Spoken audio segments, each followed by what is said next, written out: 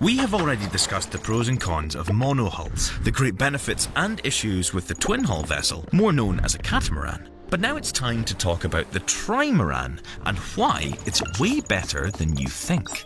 Catamarans achieve great speed by joining two slender hulls, which reduces the waterplane area. Naval architects looked at the catamaran problem and asked a different question. What if you didn't fight the waves at all? Wave forces disturb anything that's near the water surface. For ships and boats, this depends on the hull, since it sits at the waterline. A wide waterplane means more wave action, so naval architects shrunk it even more. They took the catamaran and made two submarine-looking hulls, joined them together with connecting struts as narrow as possible. All the buoyancy went into deep submerged hulls, sitting below the surface where waves don't reach. Their first attempt to solve this issue was to create a SWATH, which stands for Small Waterplane Area Twin Hull. From above, it looks like a normal ship, or at most a catamaran. Large flat deck with plenty of working space. But below the waterline, it's almost invisible to the waves passing overhead. The result?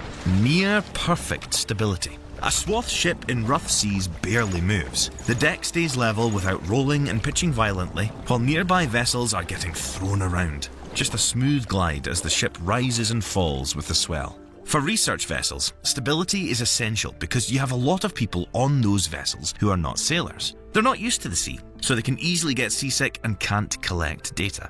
But, as everything in life, stability comes at a cost. SWATH ships are extremely weight sensitive. Those slender, submerged hulls don't have much reserve buoyancy. Add a few extra tons and the ship sinks noticeably lower. Also, ship engines typically sit astern in the lowest part of the hull. But if you have a narrow submarine-shaped hull, you have no space to place the engine room down there. Engines get mounted on the main deck instead, requiring complex shafting or diesel-electric systems to deliver power down to propellers in the hulls. The submerged hulls create more drag than a conventional ship, so they're either comparatively slow or require too much power.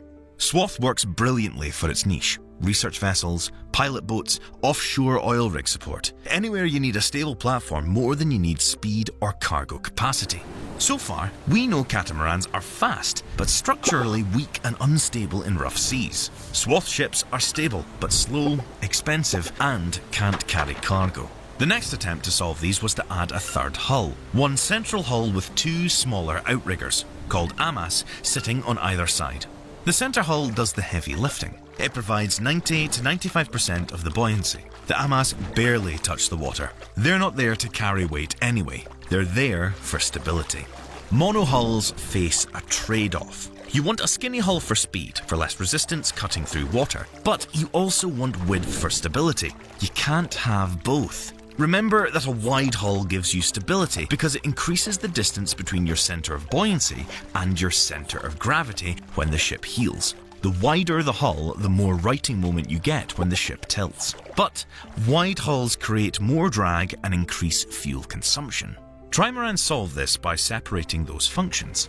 The center hull stays narrow, cutting through the water with minimal resistance. The amas sit wide, far from the center line. In calm water, they barely touch the surface.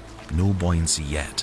When the ship starts to heel due to wind, waves, or during turning, one ama begins to submerge. As the leeward ama goes deeper into the water, it generates buoyancy. That buoyancy force acts far from the center of the ship. A long lever arm equals a big righting moment. At the same time, the windward ama lifts slightly, reducing weight on that side. These two effects combine, and the ship resists rolling. The center hull stays near the rotation point, which means it's not contributing much to roll stability. It's just sitting there, carrying the load. The amas are doing the stabilizing work. This is why they are positioned far outboard. The farther they sit from the center line, the longer the lever arm. The longer the lever arm, the more righting moment they create for the same amount of buoyancy. It's efficient.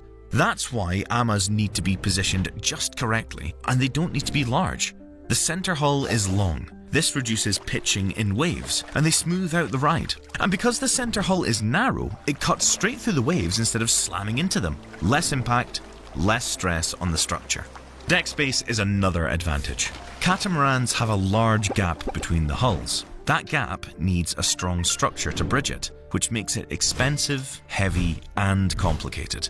Trimarans have a much smaller gap. The cross-deck doesn't span unsupported as far, so less structural weight and simpler engineering. Plus, you still get a large working area on deck with storage space below in the centre hull. With this, you can carry moderate cargo. Still, not as much as a monohull, but more than a catamaran. The deadweight capacity sits somewhere in between. You can put heavy equipment on the cross-deck without overloading the structure.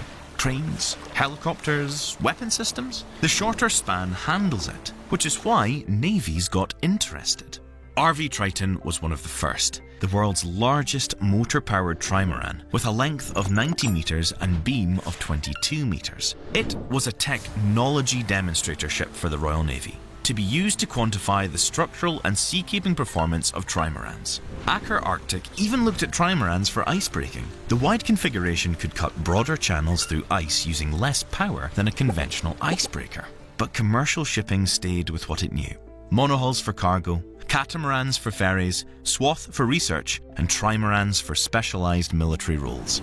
4 different solutions to the same problem, but none of them replaced the monohull.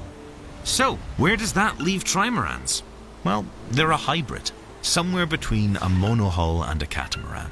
They offer the advantages of both: cargo capacity, deck space, stability, and efficiency. But again, whether they're the right option depends on what you're trying to do.